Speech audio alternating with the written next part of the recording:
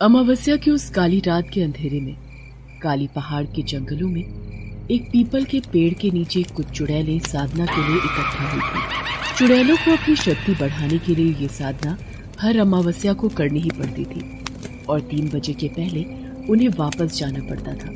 ये साधना बहुत गुप्त होती थी। मौत है सच, मौत है शक्ति, मौत ही सार, मौत ही संसार। उन्हीं चुड़ैलों में से एक चुड़ैल अपने बच्चे के साथ वहां आई हुई थी। जब वो साधना में व्यस्त थी उस समय उसका बच्चा जंगल में दूर निकल गया। ये जंगल कितना सुंदर है, मैं थोड़ा घूम आता हूँ। वो बच्चा जंगल घूमने निकल गया। इस बीच 3 बज गए। अरे, रात्रि का तीसरा पहर निकलने वाला है, अब हमें यहाँ से जाना होगा। लेकिन मेरा बेटा कहाँ गया? लेकिन उसका बेटा नहीं मिला। 3 बज चुके थे, इसलिए उन सभी को वहां से वापस जाना पड़ा। अगले दिन उस जंगल में 10 साल की राधा लकड़ियां लाने गई थी। राधा बहुत ही गरीब लड़की थी। वो जंगल से लकड़ियां काटती और उसे बाजार में बेचती। उसी से उसका घर किसी तरह चलता था। वो जंगल में बढ़ी चली जा रही थी। तभी उसे चुड़ैल का बच्चा पीपल के पेड़ के नीचे रोते हुए मिला। माँ तुम कहाँ चली गई? माँ, मुझे छोड़कर तुम कहाँ चली गई? राधा ने जब इस तरह एक बच्चे को रोते देखा तो वो उसके पास पहुंची, लेकिन उस बच्चे की शक्ल देखकर वो बहुत डर गई। भूत भूत भूत, बचाओ बचाओ। उसकी बातों को सुनकर चुड़ैल का बच्चा भी उसकी बातों को दोहराने लगा। भूत भूत भूत, बचाओ। उसकी बातों को सुनकर राधा सोच में पड़ गई। उसने उससे कहा, अरे भूत तो तुम हो, मैं भूत नहीं हूँ। मैं भूत नहीं हूँ, मैं भूत नहीं हूँ, मैं भूत नहीं हूँ। पर तुम्हारा चेहरा तो। उसके बाद वो बच्चा फिर से माँ माँ कहकर रोने लगा। माँ, मेरी माँ कहाँ चली गई? उसे ला दो ना।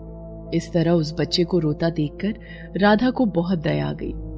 उसने उसे गले लगाते हुए पूछा कि देखो, तुम मत रो, मुझे अपनी बहन समझो और मुझे ये बताओ कि तुम्हारी माँ कहाँ गई। उसके बाद उस भूतिया बच्चे ने सारी कहानी बताई और फिर से रोने लगा।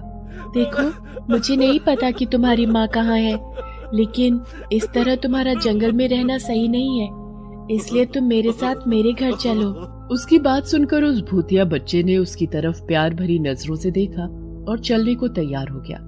तब राधा ने कहा, सुनो, मैं तुम्हें छिपाकर अपने घर ले जाऊंगी, क्योंकि अगर तुम्हें कोई देखेगा तो तुम्हें देखकर वो डर सकता है और तुम्हें नुकसान पहुंचाने की भी कोशिश कर सकता है, इसलिए तुम बिल्कुल चुपचाप मेरे घर में रहना। राधा उस दिन बिना लकड़ियां काटे और उसे बेचे अपने घर आ गई। उसकी माँ सरला को बहुत कम दिखता था, लेकिन उसके पैरों की आहट से उसे पता लग गया कि वो आ गई है। अरे राधा, आज तूने इतनी देर कहाँ लगा दी? लकड़ियां मिली कि नहीं? माँ, आज लकड़ियां नहीं मिली। अरे, तुझे पता तो है ना, घर में खाने को कुछ भी नहीं है। लकड़ियां बेच आती तो चूल्हा तो जल जाता। राधा ने अपनी माँ की बात का कोई जवाब नहीं दिया और उसने उस बच्चे को अपने घर में छिपा लिया। उसने ये बात अपनी माँ तक को नहीं बताई। उसी रात जब राधा सो रही थी तो उसे फिर से उस बच्चे के रोने की आवाज सुनाई दी। जब उसकी नींद खुली तो उसने देखा कि भूतिया बच्चा जमीन पर लेट रहा है और रोशनी रोशनी चिल्ला रहा है। अरे, इसे क्या हो गया? ये इस तरह क्यों कर रहा है? कहीं इसकी आवाज से माँ की नींद न खुल जाए। क्या हुआ? तुम जमीन पर क्यों लौट रहे हो? रोशनी रोशनी रोशनी। रोशनी? क्या मतलब रोशनी? खाना खाना, रोशनी खाना। अच्छा, तो तुम्हें भूख लगी है। मैं भी कितनी बुद्धू हूँ, तुम्हें यहाँ ले आई लेकिन खाने का तो पूछा ही नहीं। लेकिन घर में खाने को तो कुछ भी नहीं है, इसे मैं क्या खिलाऊं? इस बीच उस बच्चे की सांसें तेज तेज चलने लगी। राधा को समझ ही नहीं आ रहा था कि आखिर उसे क्या हो गया। वो बच्चा लगातार रोशनी रोशनी चिल्ला रहा था।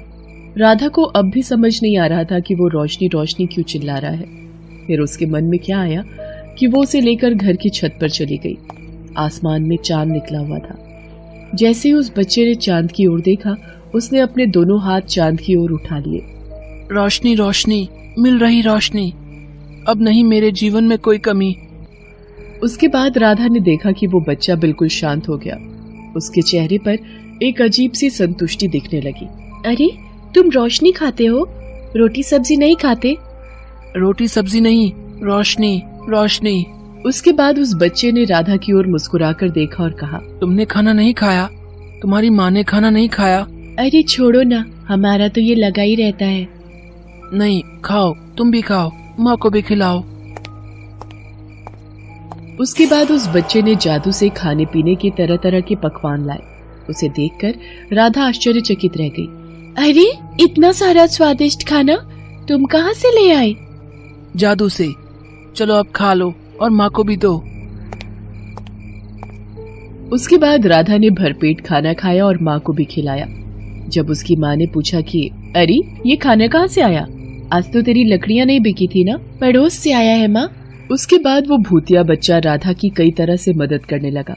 कभी वो खाने की चीजें ले आता तो कभी महंगी लकड़ियां ले आता, जिसे बेचकर राधा को खूब सारे पैसे मिल जाते।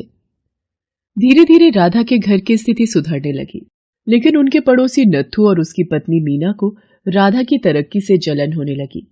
मुझे तो कुछ गड़बड़ लगता है जी। आखिर कल तक दाने दाने को मोहताज लोगों के घर में इतनी चमक दमक कहाँ से आ गई? तू सही कह रही है मीना। मुझे भी लग रहा है कि कहीं ना कहीं इन लोगों ने कोई गलत काम करना शुरू कर दिया है, नहीं तो रातों रात इतनी तरक्की कैसे आ गई इनके पास। उसके बाद नत्थू और मीना राधा पर नजर रखने लगे। एक रात जब वो भूतिया बच्चा रोशनी के लिए राधा के साथ छत पर खड़ा था, तभी नत्थू और उसकी पत्नी ने उसे देख लिया। मैं कहती थी ना उसके घर में जरूर कोई गड़बड़ है। इन लोगों ने किसी भूत के बच्चे को घर में लाकर रखा है। अरे ये भूतिया बच्चा तो बहुत ही खतरनाक दिख रहा है। हमें गांव वालों को इसके बारे में बताना होगा। कहीं ऐसा ना हो कि इस भूतिया बच्चे के चक्कर में गांव पर कोई मुसीबत आ जाए। अगले दिन तो सुबह सुबह गांव के कई सारे लोग लाठी डंडे लेकर राधा के घर पहुंच गए। देख रहे हो गांव वालों, वो लड़की दरवाजा नहीं खोल रही है। लगता है वो उस भूतिया बच्चे को कहीं छिपा रही है। गांव वालों, मुंह क्या देख रहे हो? तोड़ दो दरवाजा। गांव वाले गुस्से में दरवाजा तोड़ने लगे। तभी उन्होंने देखा कि राधा दूर से अपने घर की ओर आ रही है। उन्होंने लोगों को अपना दरवाजा तोड़ते देखा तो, अरे क्या हुआ नत्थू चाचा, ये मेरे घर का दरवाजा क्यों तोड़ रहे हैं? देख राधा, ज्यादा मासूम मत बन और सीधे सीधे बता दे कि वो भूतिया बच्चा कहाँ है। भूतिया बच्चा? ये आप क्या कह रहे हैं? गांव वालों, हमने अपनी आंखों से देखा है।